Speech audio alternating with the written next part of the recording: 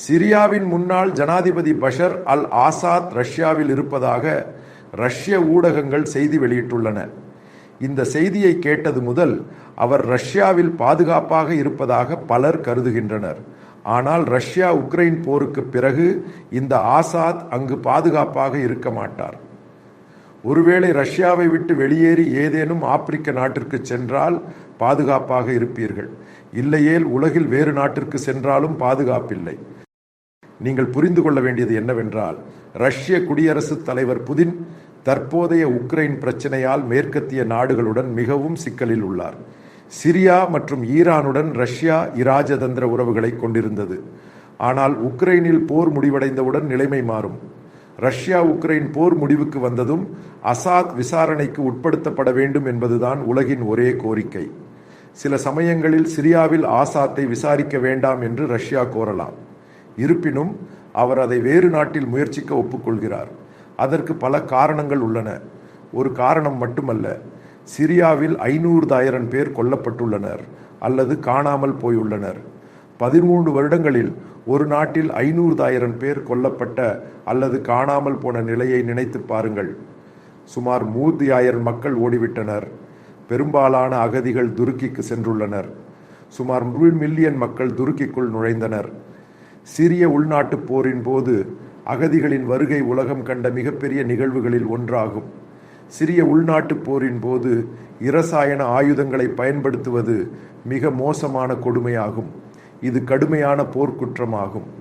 அதை செய்த ஒரு ஆட்சியாளரை விடுவதற்கு உலக நாடுகள் ஒப்புக்கொள்ளாது. இருக்கும் இந்த விஷயங்களிலிருந்து அவர் தப்பிக்க முடியும் என்று உங்களில் யாராவது நினைக்கிறீர்களா? எனவே அசாத்துக்கு ரஷ்யாவில் நிரந்தர புகலிடம் கொடுக்க புடின் தயாராக இல்லை. ஏனெனில் ரஷ்யா உலகின் பெரும்பாலான நாடுகளுடன் நட்புறவை பகிர்ந்து கொள்ளும் நாடு. இந்தியா மற்றும் அரபு நாடுகளுடன் ரஷ்யா நல்லுறவை கொண்டுள்ளது. இப்போது உக்ரைன் விவகாரத்தில் சில ஐரோப்பிய நாடுகளுடன் சில கருத்து வேறுபாடுகள் உள்ளன.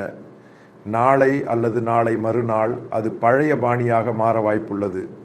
ஏனெனில் ரஷ்யாவும் உலகளாவிய வர்த்தகம் செய்ய வேண்டும். இந்த அனைத்து நாடுகளுக்கும் எரிவாயு தேவை. மலிவான எரிவாயுவை வழங்கும் நாடு ரஷ்யா. ஏனெனில் ரஷ்யாவிலிருந்து நேரடியாக இந்நாடுகளுக்கு குழாய் பதிக்கப்படுகிறது. இந்த சூழ்நிலைகளை எல்லாம் பார்க்கும்போது புடின் யார் ஆட்சி செய்தாலும் ரஷ்யா சில விஷயங்களில் பிடிவாதமாக இருக்க முடியாது என்பது தெளிவாகிறது.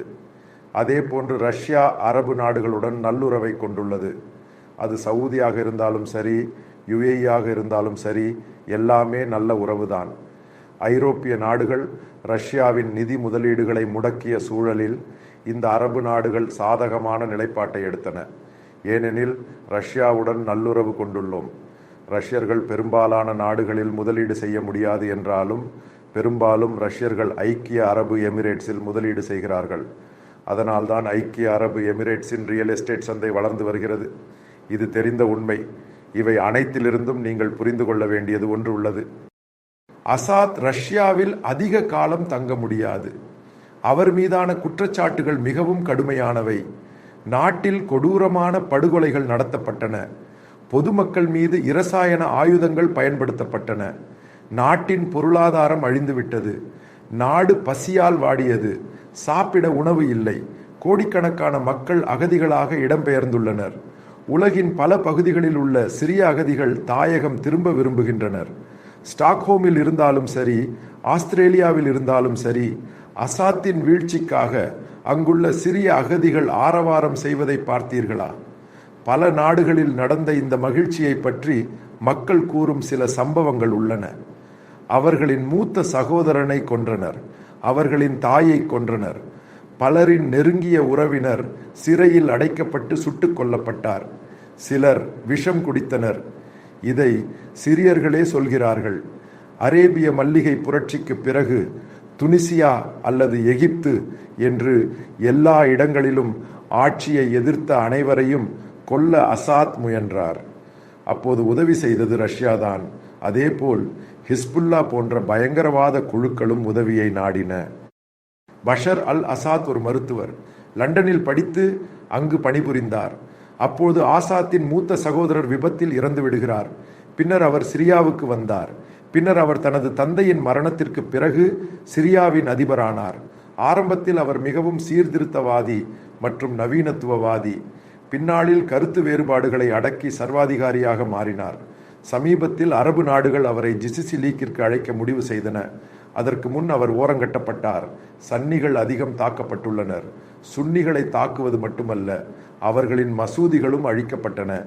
இப்படிப்பட்ட கொடூர ஆட்சியாளரை ரஷ்யா கைவிட்டுவிடும் என்பது உறுதி. நடுநிலை நாட்டில் விசாரணை நடத்தப்பட வேண்டும் என்பதே ஒரே நிபந்தனை. விசாரணை முடிவில் அவருக்கு கடுமையான தண்டனை கிடைக்கும் என்பது உறுதி.